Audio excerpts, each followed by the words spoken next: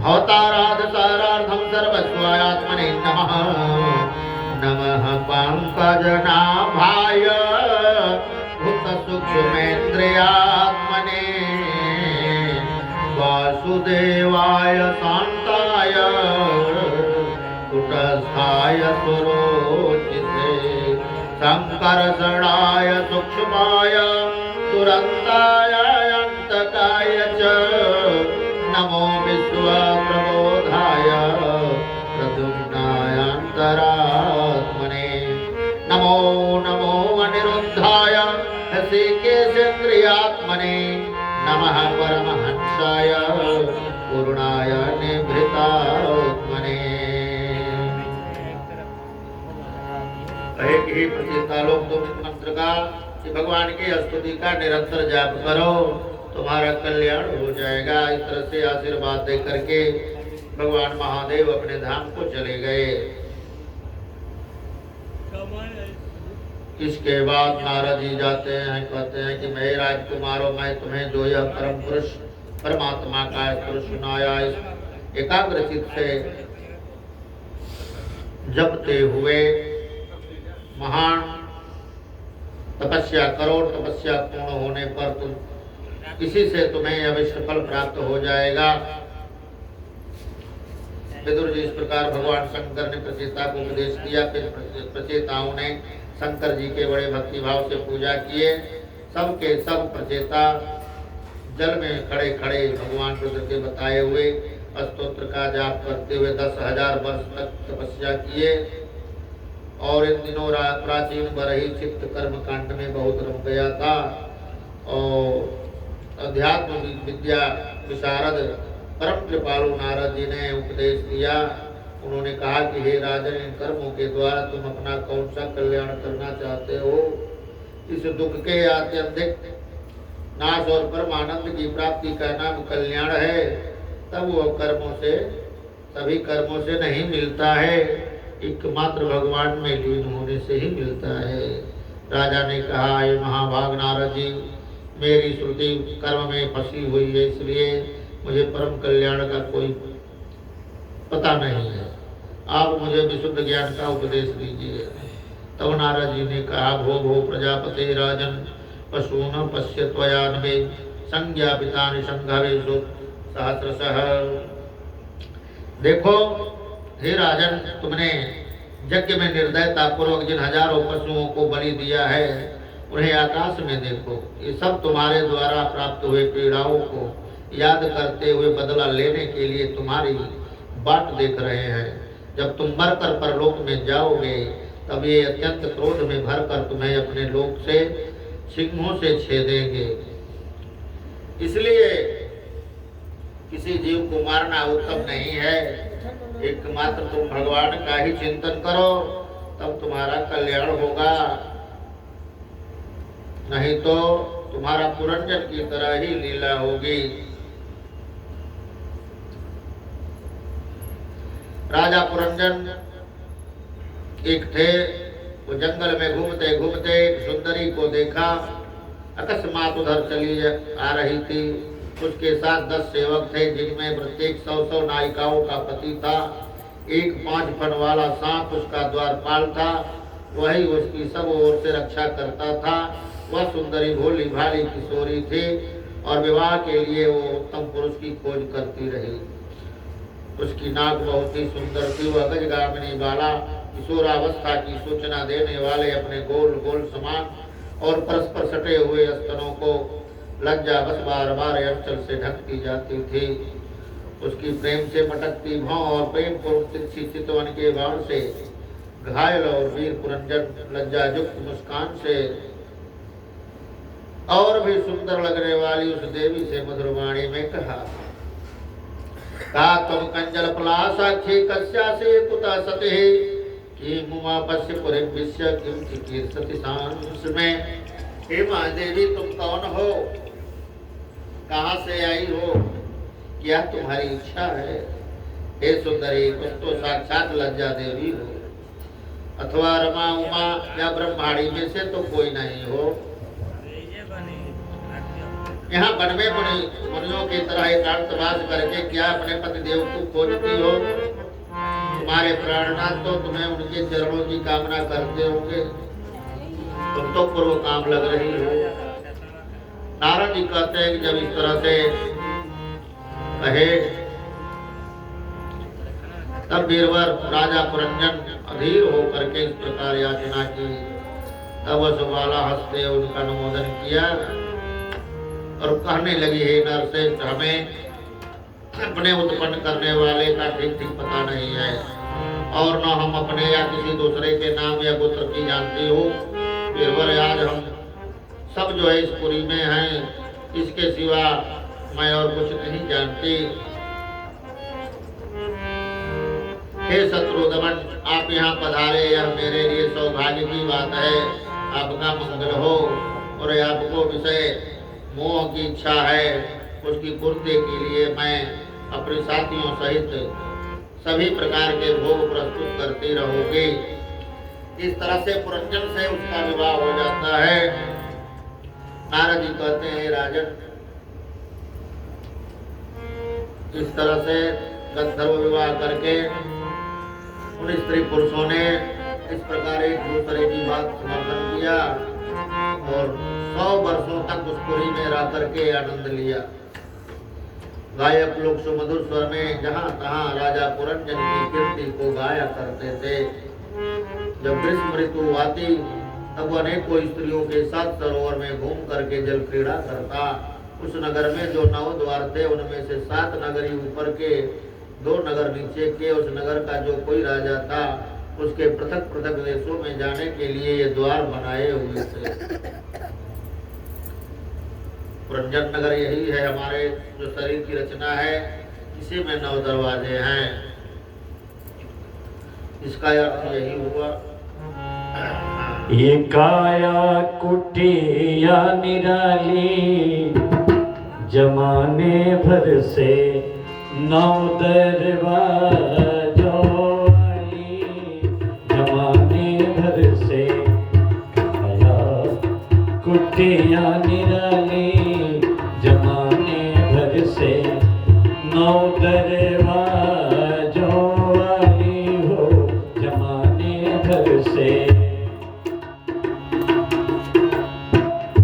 सबसे सुंदर आँख की खिड़की, सबसे सुंदर आँख की खिड़की, जिसमें ये पुतली काली, जमाने भर से काया कुटिया निराली हो, जमाने भर से।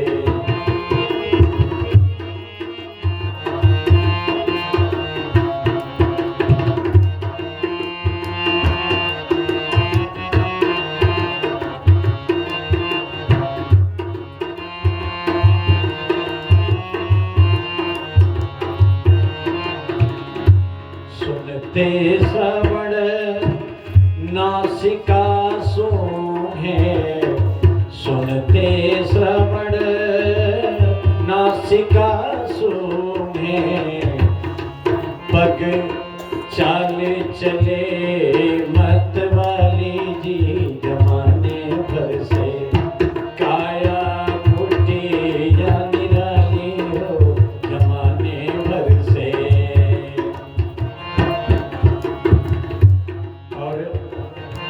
लेना देना कर करते हैं, लेना देना कर करते हैं, कर करते हैं जी, कर करते हैं। लेना देना कर करते हैं और वाणी करे बोल चली हो, जमाने भर से। वाणी करे बोल चली, जमाने भर से। काया कुटिया निराली, जमाने भर से। सर्दी गर्मी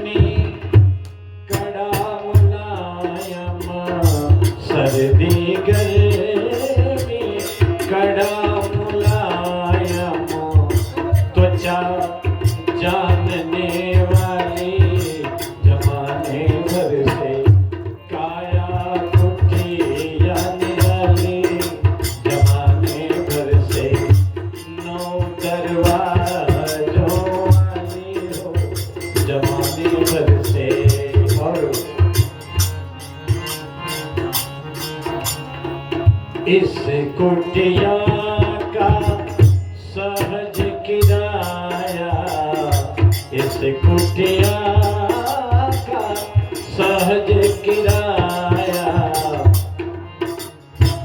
श्वास चुकाने वाली थी जमाने भर से, श्वास चुकाने वाली जमाने भर से, काया को जाने वाली जमाने भर से, नौ दरवाजों वाली जमाने भर से, काया को जाने वाली जमाने भर से, काया को जाने वाली जमाने भर से।